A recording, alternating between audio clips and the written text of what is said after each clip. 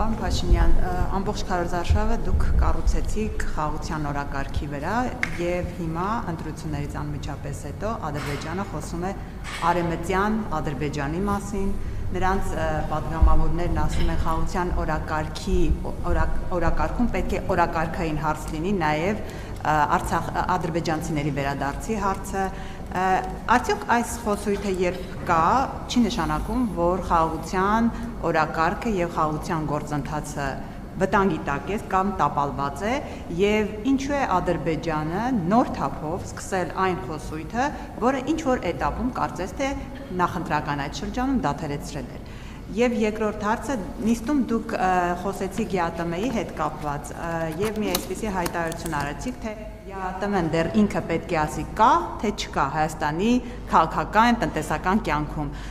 Սա ավելի շատ հիշեցնում է մեզ ՀԱՊԿ-ի հետ կապված գործընթացները, երբ ասում եք, որ ոչ թե մենք ենք հեռացնում ՀԱՊԿ-ից, այլ ՀԱՊԿ-ն է Հայաստանից հեռանում եւ դա բերեց մի этаպի, երբ որ սառեցվեց հարաբերությունները։ Հնարավոր է ԵԱՏՄ-ի հետ էլ նման սառեցում տեղ ունենա։ Առաջին հետ կապված ես ըստ էության այդ թեմային անդրադարձել եմ նաև խորհրդարանի վերջին նիստի ժամանակ, տեսեք, ինձ համար ակնհայտ է, հիմա օրինակ քննարկվում է, որ նույն Միացյալ Նահանգների Սենատում ձեր ասած թեմայով միջոցառում է լինելու, բայց իհարկե լռության է մատնվում այն, որ ընդամենը 10 օր առաջ կամ մի քիչ ավելի առաջ հայկական կազմակերպությունները օրակարգ են մտցրել հարց, որը ըստ էության, եթե շատ մանրամասների մեջ չմտնեմ, օրակարգ են մտցրել հարց, որը ըստ էության վերաբերվում է Ղարաբաղյան շարժման շարունակությանը։ Ես էլի ուզում եմ շատ հստակ լինի, հարգելի գործընկերներ, այս հարցը, քանի ազգային ժողովի օրինակ դահլիճում դրված են Ղարաբաղի դրոշներ, քանի այդ խոսույթը Հայաստանի Հանրապետությունում շարունակվում է,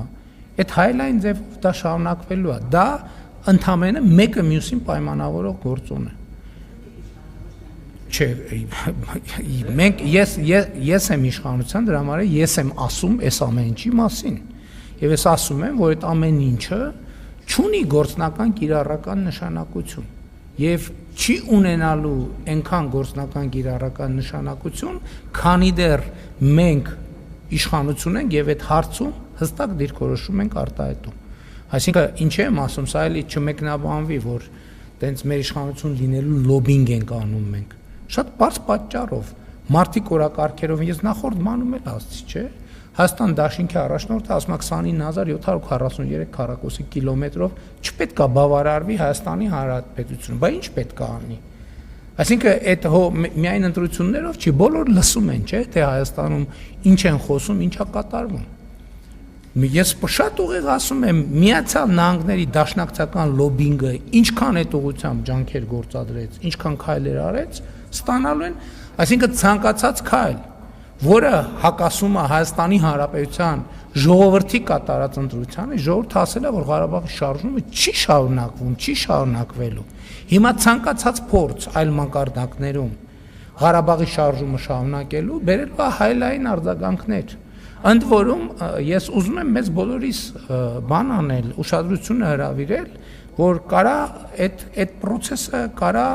խնդիրներ առաջացնի։ Հեսա պատճառը, որ ես շարունակում եմ պնդել եւ մենք ամեն հնարավոր քայլ ձեռնարկելու ենք, որպեսզի Ղարաբաղի շարժումը շարունակելու բոլոր փորձերը կասեցվեն, այդ թվում այն պատճառով, որ Հայաստանի Հանրապետության ժողովուրդը այս տեսլականի օգտին քվեարկել է, սա շատ կարևոր հանգամանք է։ Եվ դա մենք գնահատելու ենք Հայաստանի ժողովրդին նոր ավանտյուրայի մեջ ներքաշելու փորձ եւ մեր լիազորությունների եւ օրենքի սահմաններում ամեն ինչ անելու ենք դա կասեցնելու։ Ցանկացած այդպիսի բան, օրինակ նախընտրական շրջանում ես չուզեցա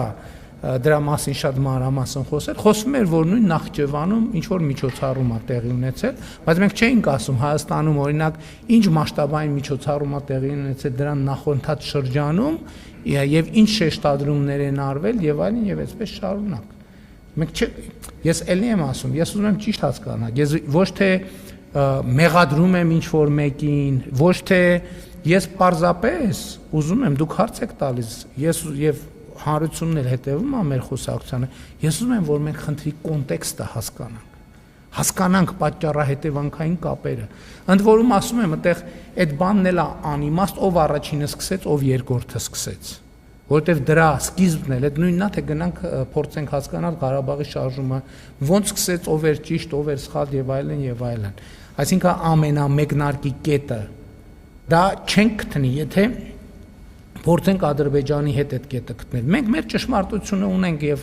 հավատում ենք այդ ճշմարտությանը, իրանք իրան ճշմարտությունն ունեն եւ հավատում են իրան ճշմարտությունը։ Սրա մասին չի խոսքը։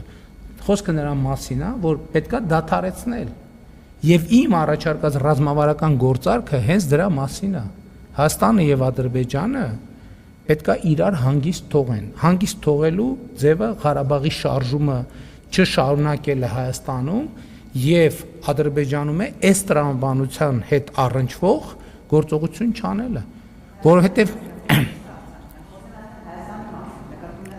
չէ, բայց այդ եմ ասում, բայց մենք խաղաղության համաձայնագիր ենք, չէ՞ նախաստորագրե,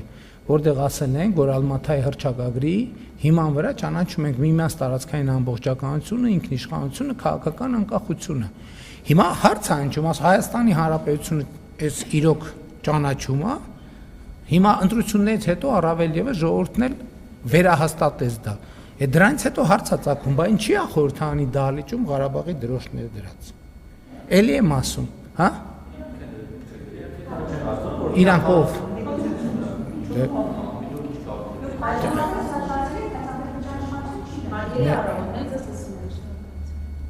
Հարգելի գործընկերներ, ես չեմ վիճում ձեզ հետ։ Ես չեմ վիճում ձեզ հետ, որովհետև, այսինքն ժանրը դա չի։ Եթե պետքա բանավիճենք, բայց ես ձեզ ներկայացնում եմ հարցի կոնտեքստը։ Ձեր մնացած հարցերը արդեն դրանից բխող բանավեճի թեմաներ են, բայց ես առաջարկում եմ այսօր չմտնենք դրա մեջ։ Շնորհակալություն։ Հա, ԵԱՏՄ-ի հետ կապված ես այսօր կառավարության նիստում ձեր հարցին պատասխանեցի առանց ձեր հարցը լսելու։ ԵԱՏՄ-ն ինչ է, ԵԱՏՄ-ն 4 սկզբունք է՝ ապրանքների, ծառայությունների, աշխատուժի եւ ֆինանսների ազատ հոսք։ Եթե չկա այդ ազատ հոսքը, ուրեմն չկա ԵԱՏՄ-ն։ Ասենք լավ է, այս կարա մի ամիս խնդիր լինի, լավ 2 ամիս կարա խնդիր լինի, լավ 3 ամիս կարա խնդիր լինի, 4 ամիս եթե այդ խնդիրը դեռ կա,